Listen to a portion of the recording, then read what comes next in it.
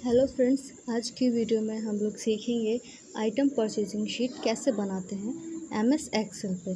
तो आपका टाइम ना वेस्ट करते हुए वीडियो को स्टार्ट करते हैं। ये रही हमारी एक्सेल शीट। तो इसमें हम लोग ड्रैग करेंगे कॉलम्स और रोज़ जो हमें चाहिए। जितनी बड़ी हमारी हेडिंग होगी हम उतने ही कॉलम्स और रोज़ लेंगे, ड्रैग कर लेंगे उसको, फिर उसको मर्ज सेल पे जाके मर्ज कर देंगे। इससे क्या होता है, मर्ज से सारी लाइंस जो होती हैं वो गायब हो जाती हैं ऑटोमेटिक। उसके बाद हम लोग इस पे अपनी हेडिंग डालेंगे। जस्ट लाइक आज हम लोग बना रहे हैं आइटम परचेसिंग शीट, तो हम इस पे आइटम परचेसिंग शीट ही डालेंगे। आप लोग देख रहे होंगे ये अभी बहुत छोटा छोटा लिखे आ रहा है। तो इसके लिए हम लोग क्या करते हैं, शिफ्ट और एरो का यूज़ करते हैं इसको सिलेक्ट करने के लिए।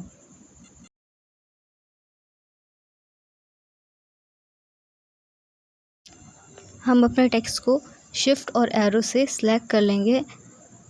उसके बाद साइज़ पे जाके हमें जो साइज़ चाहिए हम वो सिलेक्ट कर सकते हैं, सेट कर सकते हैं अपने अकॉर्डिंग। उसके बाद हमें टेक्स्ट का कलर चेंज करना है तो आप वहाँ से कलर भी चेंज कर सकते हो, ऊपर ऑप्शन दिया रहता है।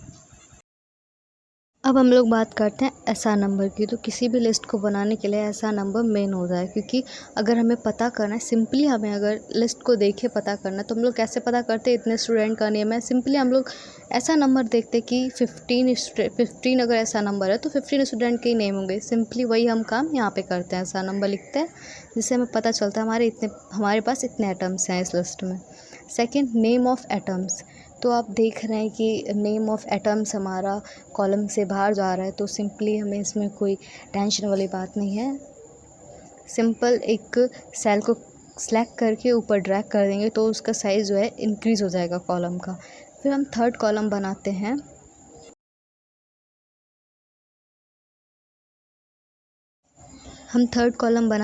क्वांटिटी। हमारे पास कितनी क्वांटिटी में एटम अवेलेबल है।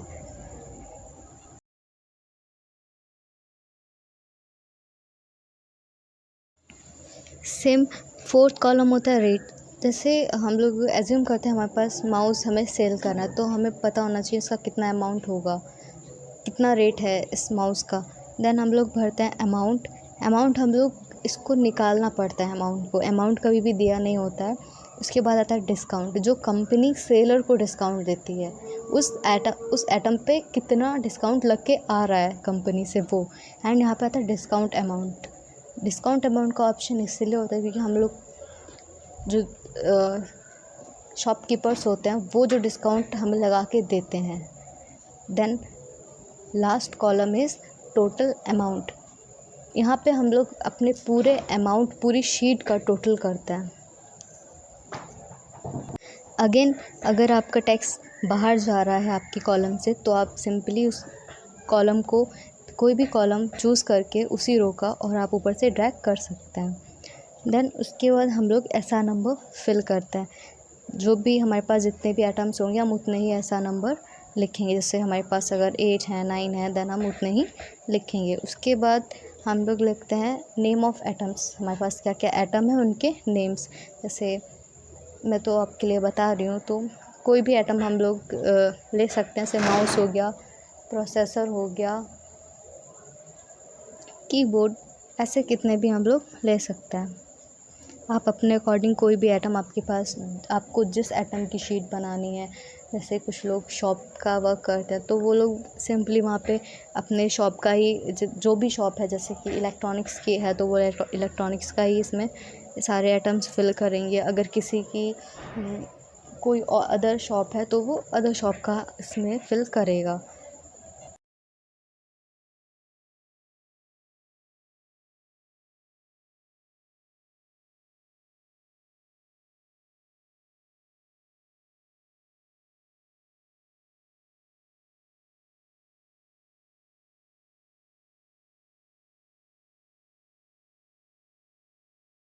अब हम बात करते हैं क्वांटिटी की, जैसे हमारे पास कितनी क्वांटिटी में ये आइटम अवेलेबल है। जैसे माउस है मेरे पास 15 हैं, कीबोर्ड है 15 है, तो ये हम भर सकते हैं। जैसे आपके पास जितनी क्वांटिटी होगी आप उतनी क्वांटिटी यहाँ पे फिल करेंगे। उसके बाद आता है रेट। जो भी उस पर्टिकुलर एटम का जो भी रेट होगा हम वो यहाँ पे फिल करेंगे। जो हमें कंपनी रेट लगा के देती है वो हम रेट यहाँ पे फिल करेंगे।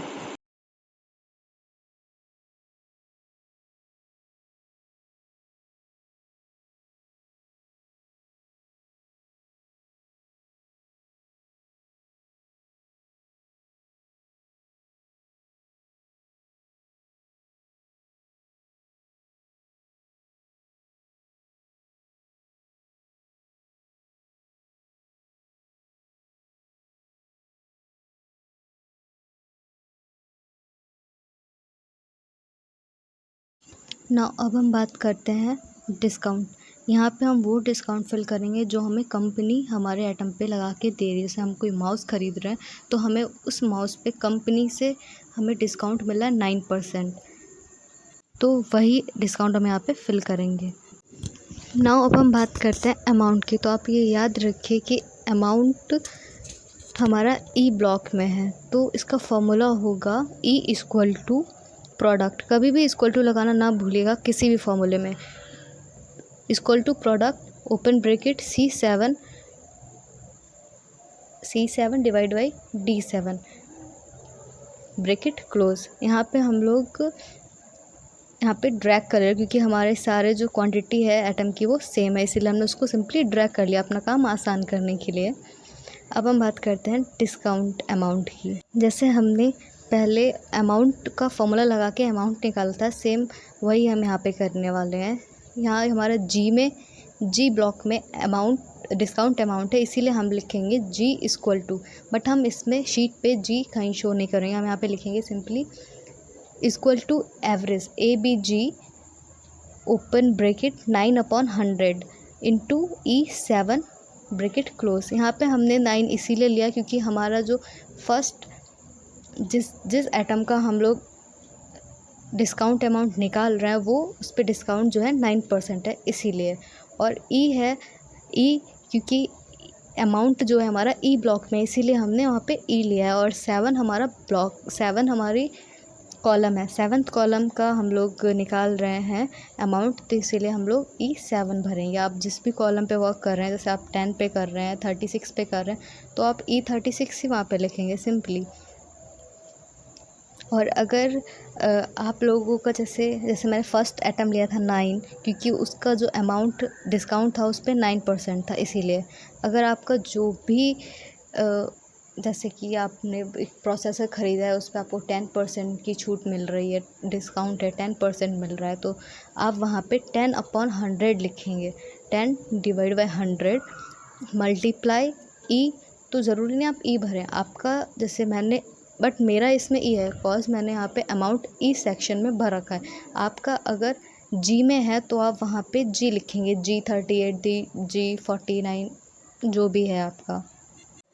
जैसे हम लोगों ने अमाउंट में ड्रैग कर लिया था, हम इसमें ड्रैग नहीं कर रहे हैं, इसमें 1 बाई 1 करके निकाल रहे हैं। वो इसीलिए निकाल रहे हैं क्योंकि सबका डिस्काउंट है वो अलग अलग है। अगर सब में 9 या 10 होता तो हम लोग सिंपली एक बार फॉर्मूला पुट करके उसको ड्रैग कर सकते थे। ड्रैग करने के लिए हमें कुछ नहीं करना है। ये जो आपको सेलेक्टिव बॉक्स दिख रहा है, सेलेक्टिव बॉक्स के कॉर्नर पे जाएंगे तो एक प्लस का साइन आता है, उस प्लस के साइन को प्रेस करके नीचे जितना आपको चाहिए उतना ड्रैग कर लीजिए। सेम नंबर्स आ जाएंगे, जो भी अमाउंट है वो आपका फॉर्मूला लग के आ जाएगा। वो इजी पड़ता है, बट वो जब यूज़ कर सकते हैं जब हमारा सेम डिस्काउंट हो या सेम नंबर दिए हों तब ना। अब हम बात करते हैं टोटल अमाउंट की। तो जैसे हमने इन दोनों अमाउंट और डिस्काउंट में फॉर्मूला लगाया, इसका भी एक फॉर्मूला रहता है, वो मैं आपको बताती हूँ। बट कभी भी फॉर्मूला लगाने से पहले इक्वल टू लगाना ना भूलेगा, अदरवाइज़ आपका फॉर्मूला गलत आएगा, कोई भी वैल्यू शो नहीं होगी, कोई भी अमाउंट नहीं निकल के आएगा। तो अब हम बात करते हैं टोटल अमाउंट की। इवन आप अगर रो और कॉलम फिल करने में मिस्टेक करते हैं तो भी फॉर्मूला वर्क नहीं करेगा। यहाँ पे हम लोग टोटल अमाउंट फिल करेंगे। तो टोटल अमाउंट हमें कैसे निकालना है, जो हमारा अमाउंट है उसको डिस्काउंट अमाउंट से माइनस करना है।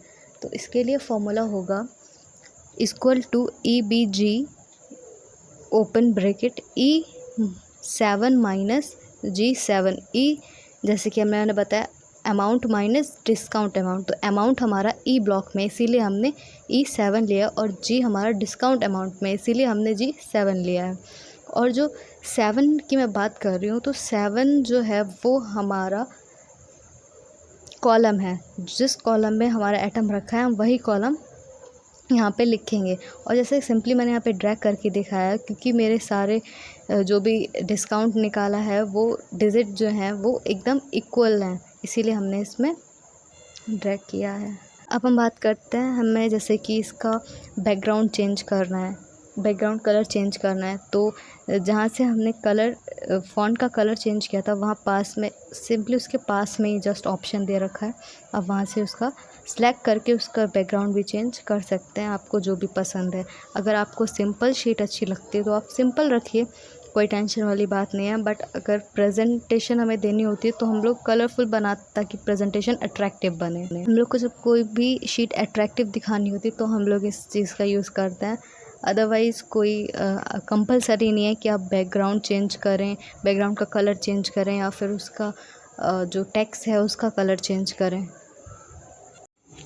बस इसमें मेन है वो है फॉर्मूला। आप क्या फॉर्मूला कैसे लगाते हैं, अगर आपने इक्वल टू को नहीं लगाया तो आपका फॉर्मूला बिल्कुल वर्क नहीं करने वाला है। अगर आप रो और कॉलम में मिस्टेक कर रहे हैं, फॉर एग्ज़ाम्पल आपका अमाउंट दिया है ई में और आप भर रहे हैं जी, या फिर आपका कॉलम है 7th और आप 8th भर रहे हैं, तो आपका गलत अमाउंट या फिर गलत डिजिट आएगा। और अगर आप अपने फॉर्मूले को चेक करना चाहते हैं कि आपका फॉर्मूला सही है या गलत है, तो आप देख सकते हैं यहाँ पे FX ऊपर स्ट्रिप आ रही है, वहाँ पे FX लिखा है, वो फॉर्मूला बार कहलाता है, जहाँ पे आपका फॉर्मूला जब आप पुट करते हैं तो वहाँ पे फॉर्मूला लिख के आता है। अगर आप फॉर्मूले में मिस्टेक करते हैं तो आपकी शीट है वो गलत बनेगी। जो भी अगर आप किसी की सैलरी निकाल रहे हैं, अगर आपने फॉर्मूला गलत लगाया तो फिर वो गलत ही रिज़ल्ट आपको देगा। एंड अगर आप फॉर्मूला फिल कर रहे हैं और उसको चेक करना है तो उसके लिए मैंने आपको बता दिया, ऊपर FX दिया है, फॉर्मूला बार आप वहाँ पे जो भी फॉर्मूला आप इसमें लिखते हैं वो वहाँ लिख के आता है। आपको अगर करेक्ट करना है तो आप FX जो लिखा है उसके आगे से करेक्ट करेंगे।